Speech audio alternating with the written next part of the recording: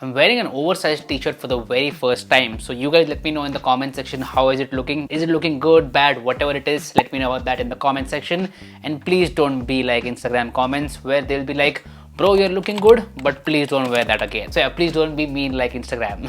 But anyway, today we're here to talk about OnePlus 11. So if you've watched my previous videos, then you know that I have been using the OnePlus 11 as my daily smartphone, and it's a great one. Flagship level performance, awesome display, great battery life, very good build quality. But there is one department where it kind of lags behind. And that department, you guessed it right, is the camera.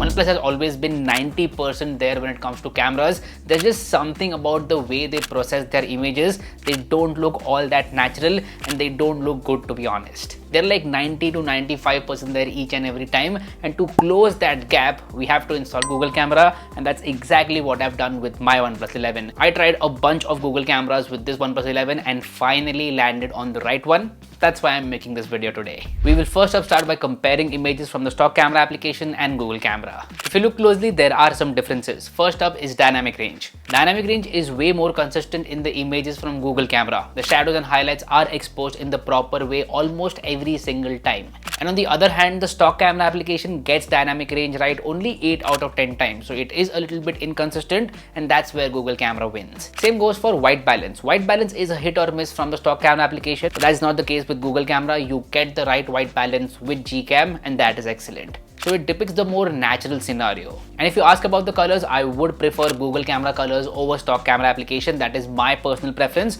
What is your preference? Let me know about that in the comment section down below. Even portrait mode images are way better from Google Camera. The skin tones are natural, the background blur is better, the edge detection is better, and the overall image is just pleasing to the eye. Now with this Gcam port, you can use all the cameras and click some amazing photos. For example, the ultra wide angle here. Ultra wide angle photos are better from Google Camera. They're more detailed with better dynamic range, better white balance, better colors. Now with that being said, in some cases the stock camera will outperform Google Camera. It's not like Gcam will win every single time. There are some cases here and there where the stock camera will perform better. So the ideal scenario would be to use both of these applications. A prime example of this is night mode. Night mode on the stock camera application works really well and is very close to night sight on Google Camera. In other smartphones, night sight on Google Camera just outperforms the night mode on the stock camera application, but that is not the case with OnePlus 11. The inbuilt night mode in the stock camera application is really good. What about the selfies? Well, here there is a clear winner, and that is Google Camera.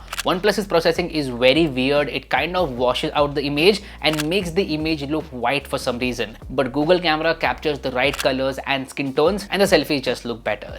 You can also shoot 4K videos using Google Camera on the OnePlus 11, and the video quality is amazing. It's ever so slightly better than a stock camera application, but the difference is not that huge. The difference in terms of photos is way more as compared to videos. And you also get a lot of color profiles inside Google Camera. You can play around with these color profiles and get some different looks. So as you saw, installing Google Camera on your OnePlus 11 is like a free upgrade to the camera experience. And if you own this smartphone, then you should definitely install Google Camera, because it is free of cost and works really well. So if you want to install Google Camera on your OnePlus 11, I will make sure to drop a link to it in the description box below. You just have to go ahead, download the APK, install it and start using it. There is no setting that you need to change. There is no config file. Install the APK and start shooting some amazing photos. Also, if you end up clicking some really good photos, then make sure to upload them to social media and tag me. I would love to see them and repost them as well. So anyway, that's been it. This was a very quick video about Google Camera on the OnePlus 11. Do let me know what you feel of this video in the comment section down below.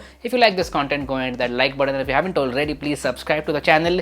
It would mean the world to me. My name is Harsh Punjabi, and I'll see you guys in the next one. Bye bye.